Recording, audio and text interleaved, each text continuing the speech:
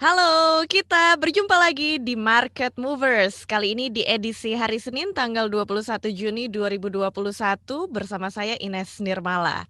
Market Movers adalah podcast kolaborasi KBR dan Kata Data yang khusus menghadirkan informasi dan panduan praktis buat kamu untuk melihat bagaimana outlook market sepekan ke depan, bagaimana strategi investasi dan juga apa rekomendasi saham terbaik pekan ini. Langsung aja yuk kita mulai podcast Market Movers.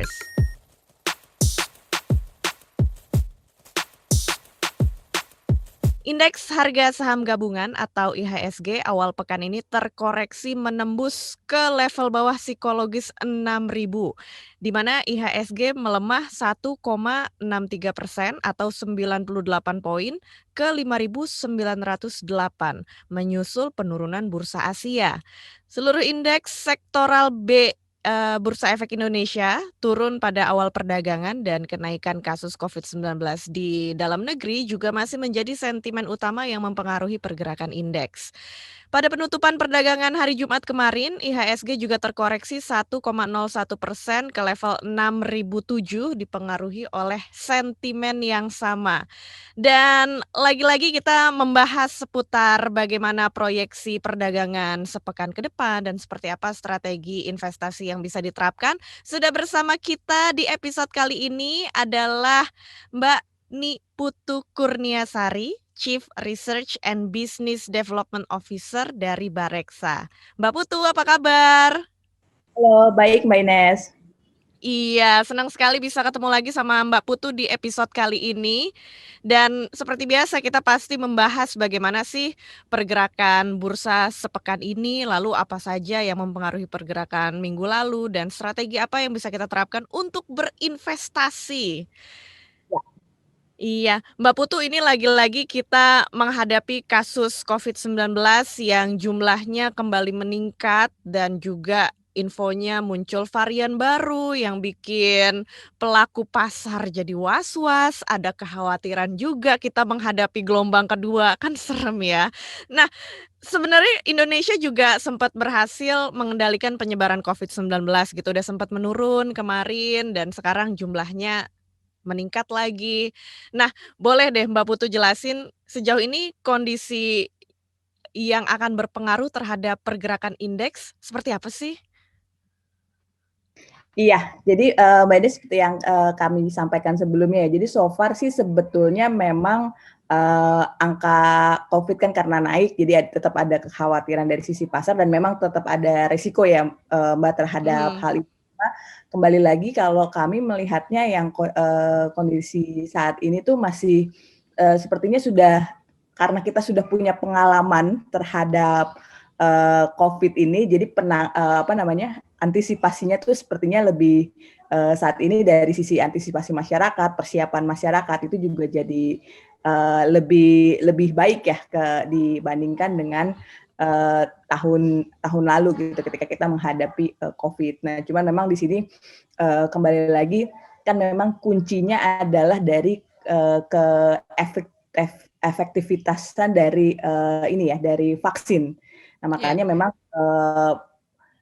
mau nggak mau ya di antara pro dan kontra ini memang sebaiknya kita memang mendorong masyarakat kita untuk melakukan vaksin gitu agar ekonomi kita jadi cepat recovery-nya gitu, Mbak Ines. Karena kan kalau kita lihat kan beberapa negara bahkan sudah lepas masker, sudah Mhm. melakukan konser gitu kan ya Mbak Ines ya. Jadi artinya sebetulnya kalau lihat dari beberapa negara tetangga ya yang sudah melakukan itu artinya sebenarnya recovery dari COVID ini sudah terjadi karena mereka berhasil efektif dalam mendorong masyarakatnya untuk melakukan vaksinasi gitu, Mbak Ines. Nah ini ya Iya. yang sih dengan adanya pemberitaan ini semakin menumbuhkan kembali kesadaran masyarakat ya untuk tetap selalu menerapkan protokol kesehatan sama mendorong untuk melakukan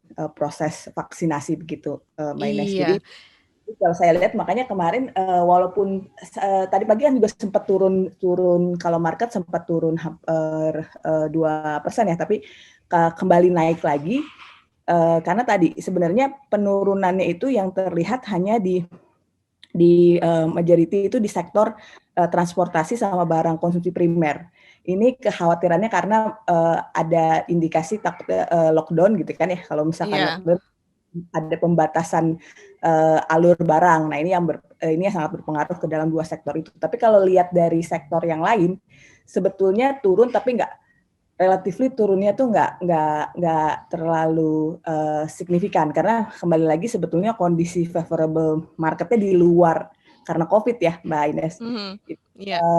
Cenderung mendorong ke pertumbuhan ekonomi, kayak suku bunga rendah. Kemudian juga kita lihat di sisi Amerika pun untuk melakukan taperingnya sendiri itu masih kelihatannya masih nggak akan terlalu cepat juga mereka lakukan. Nah, terus habis itu juga kita lihat indeks kita sebenarnya kalau di-compare sama indeks di luar yang sudah menyentuh rekor baru, kita belum menyentuh rekor baru. Jadi sebenarnya sebetulnya sudah price in gitu. Nah, sekarang tinggal gimana caranya mengantisipasi yang masalah COVID ini. Itu sih, Iya. Mbak.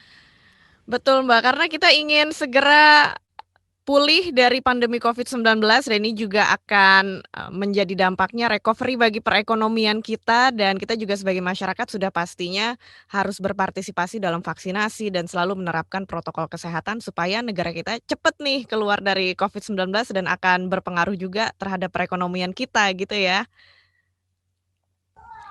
Iya. Betul. Nah nah Mbak Putu, ini selain soal COVID yang tadi udah kita bahas mempengaruhi pergerakan indeks saham, pekan lalu kan juga Bank Sentral Amerika Serikat atau The Fed ini mengumumkan kebijakan moneternya yang membuat IHSG jadi merosot gitu ya. Bisa dijelasin pengaruhnya kenapa sih kok bisa membuat IHSG merosot dan pekan ini sentimen apa aja yang berpotensi mempengaruhi pergerakan saham? Ya, jadi sebetulnya memang seperti yang saya sampaikan kemarin kan kekhawatirannya adalah kalau di Amerika tapering ini terjadi ya Mbak. Jadi terjadi jauh lebih cepat. Cuman kalau saya lihat sebetulnya berdasarkan informasi yang sebelumnya itu sebenarnya masih on and off sih Mbak Ines. Jadi kalau saya lihat sih market yang terjadi seminggu dan akan seminggu ke depan lebih karena kondisi internal. Jadi kalau misalkan ternyata hasil dari impact COVID ini terkendali, jadi proses pengendalian angka yang naik cukup tinggi di minggu kemarin itu sudah dengan cepat di di recovery kembali oleh pemerintah, itu efeknya jauh lebih tinggi dari yang efek dari regional gitu Mbak Ines. Jadi saya lihatnya sih masih sebenarnya efek itu masih nggak terlalu negatif ya, dan tadi kembali lagi sebenarnya market kita kalau untuk yang luar kan memang iya karena valuasinya juga relatively sudah tinggi, tapi kalau misalkan di sisi kita karena tadi kita tuh recover dari sejak COVID tahun lalu tuh belum naik ke menembus rekor IHSG baru gitu. Iya. Efek dari yang kemungkinan adanya tapering dan lain-lain itu sebetulnya kalau dari saya sendiri melihatnya sebenarnya sudah price in dengan kondisi indeks yang di 5.900, bahkan kalau sampai turun ke 5.800. Jadi itu jadi opportunity bagi investor untuk melakukan pembelian di Iya. rentan tersebut. Sekarang memang antisipasinya cuma tinggal masalah COVID sih. Kalau saya sih yakin harusnya dengan pengalaman kita yang sebelumnya masyarakat saat ini tuh lebih siap terhadap itu. Iya, ini juga karena, kita tahu bahwa IHSG akan bisa lebih positif gitu ya, berpengaruh positif ke depannya gitu ya Mbak, terlepas dari adanya tapering di Amerika Serikat itu. Dan ini balik lagi kalau kita membicarakan COVID-19 gitu ya, tadi Mbak Putu juga udah, menyebutkan kalau hal ini berpengaruh terhadap saham di sektor barang konsumsi primer dan juga transportasi yang menurun karena ini juga orang-orang memikirkan mungkin akan ada lockdown lagi gitu ya. Dalam Ya. situasi seperti ini, Mbak Putu ada saran saham-saham dari sektor apa aja yang masih oke jadi pilihan? Iya, jadi sama sebenarnya kalau kita lihat tuh penahan indeks tahun lalu sama seperti yang minggu lalu kita sampaikan ya. Jadi ada saham-saham yang justru malah malah menarik kayak contoh saham teknologi yang sudah kita bahas di minggu Mhm. lalu. Indeks kita turun 2% semingguan ini, tapi dia malah week on week tuh di sektor teknologi malah naik 30%-an gitu Mbak Ines. Jadi apa namanya?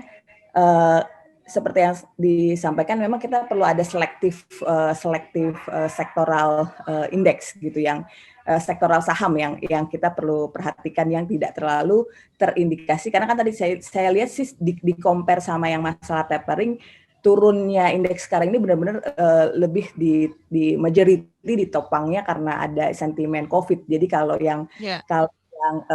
sektor-sektor yang akan berpengaruh langsung adalah sektor-sektor tersebut, seperti barang konsumsi, kemudian juga transportasi. Nah itu mungkin kalau misalkan ini tidak membaik masih bisa kedorong turun, termasuk juga sektor perbankan. Kalau sektor perbankan lebih karena market sizing-nya yang besar.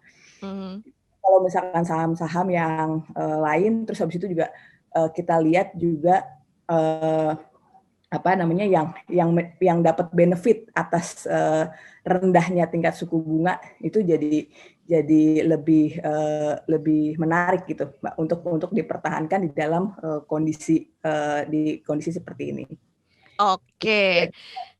Kalau misalkan saya ngelihatnya secara general ya, kalau sudah ketika indeks balik lagi ke 5.800, justru opportunity untuk beli lagi tuh yang saham-saham barang konsumsi Mbak Ines.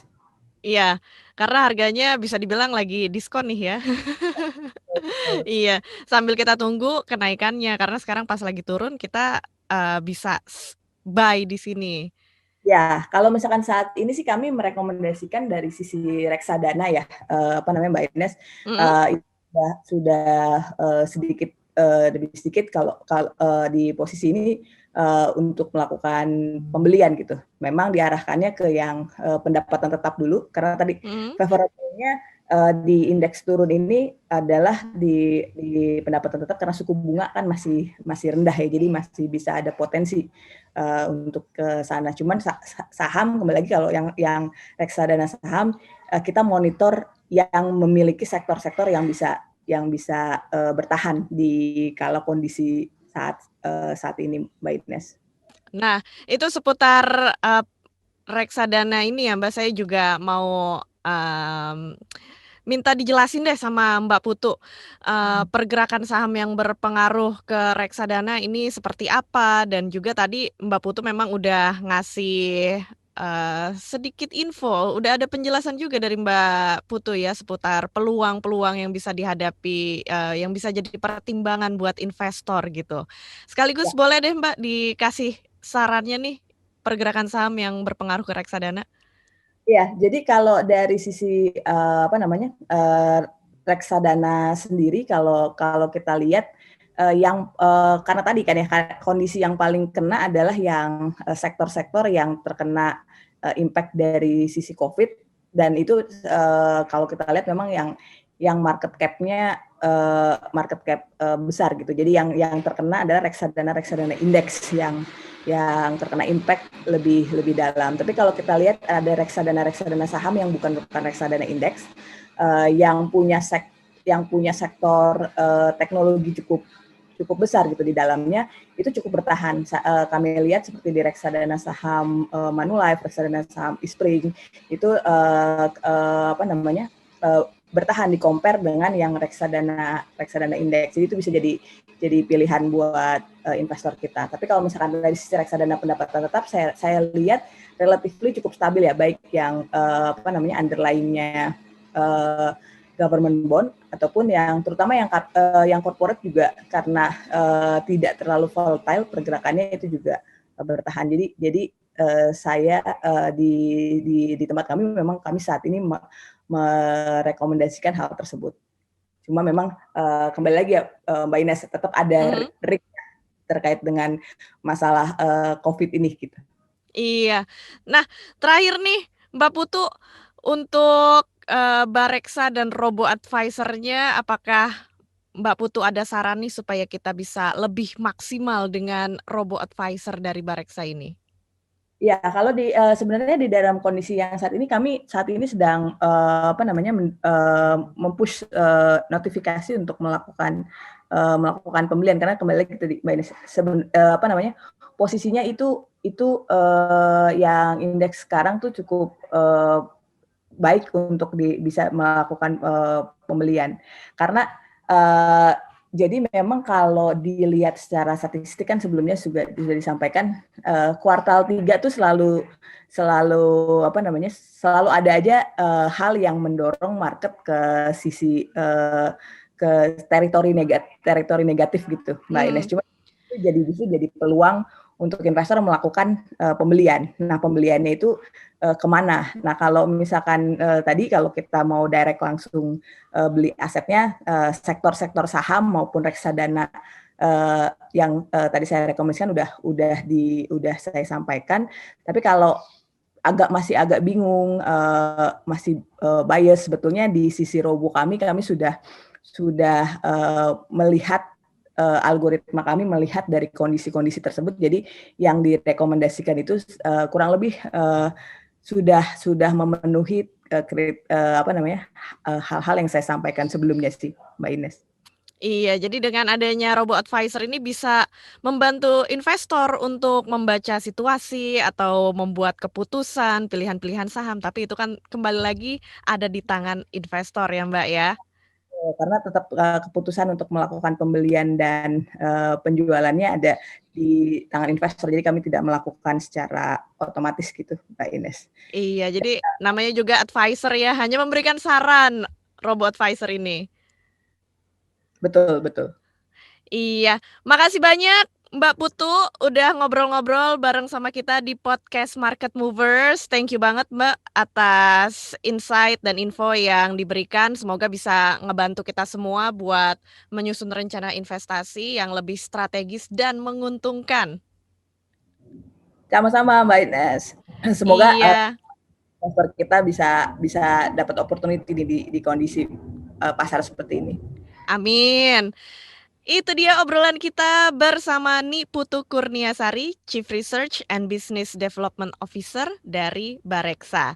Saya ucapin terima kasih banyak ya buat kamu yang udah ngedengerin podcast Market Movers, dan sampai ketemu lagi Senin pekan depan. Jangan lupa untuk follow juga podcast kita Market Movers di KBR Prime atau aplikasi mendengarkan podcast lainnya. Saya Ines Nirmala pamit, sampai ketemu lagi hari Senin minggu depan. Semoga cuan, bye-bye.